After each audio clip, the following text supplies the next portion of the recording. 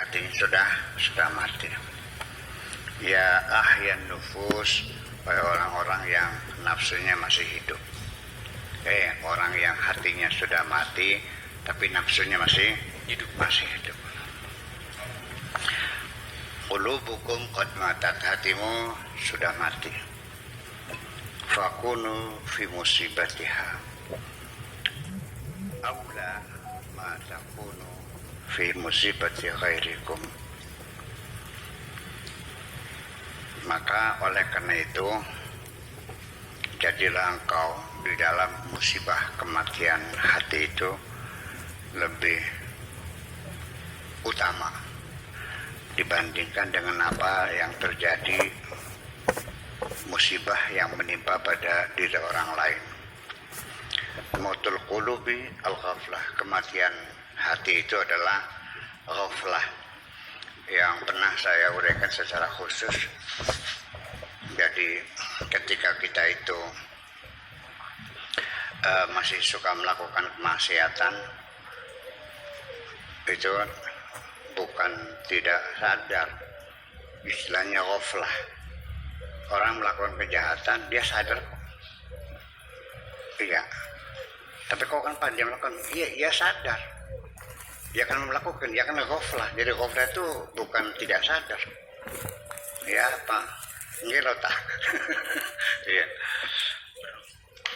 itu secara terminologis yang tepatnya ghaflah saja.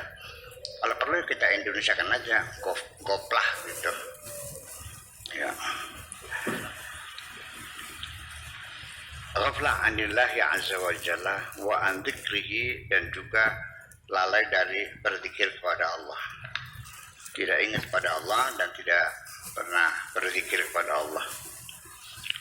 Faman arada minkum ayyuhya qalbahu, siapapun di antara kamu bila ada yang ingin menghidupkan kembali hatinya, falyatruk fihi dzikrul haqqi azza wa jalla, maka titipkanlah di dalam hatimu zikir kepada Allah.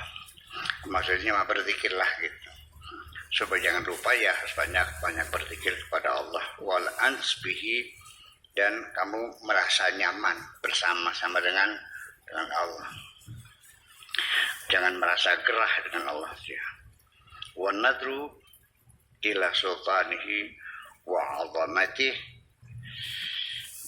ya, dan hatimu bisa melihat kekuasaan Allah dan keagungan Allah.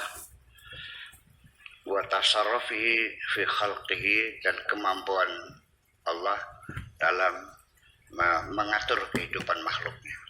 Itu yang diingat adalah kebesaran, keagungan, dan kekuasaan Allah untuk mengatur kehidupan makhluknya. Ya gulamu wahai anakku, saya kira begini, sedikit muskil ya bagi saya. Lupa, lalai, beda ya. Lupa, lalai, nggak ingat, nggak tahu, kelalen, beliweru, lagi. Itu beda. Begini persoalannya. Kamu beriman kan? Percaya sama Allah kan? Yakin ada surga dan neraka kan? Pengen masuk surga atau pengen masuk neraka? Kalau masuk neraka mau nggak? Nggak mau. Tapi kenapa sehari-hari kamu masih doyan melakukan kemaksiatan? Katanya kan masuk surga.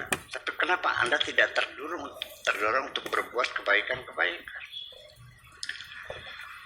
Sekalipun Anda ingin berbuat kebaikan dan ingin masuk surga dengan kebaikan-kebaikan itu, sehingga Anda rajin berbuat baik, di tengah jalan diselewengkan makna kebaikan dari pikiranmu itu.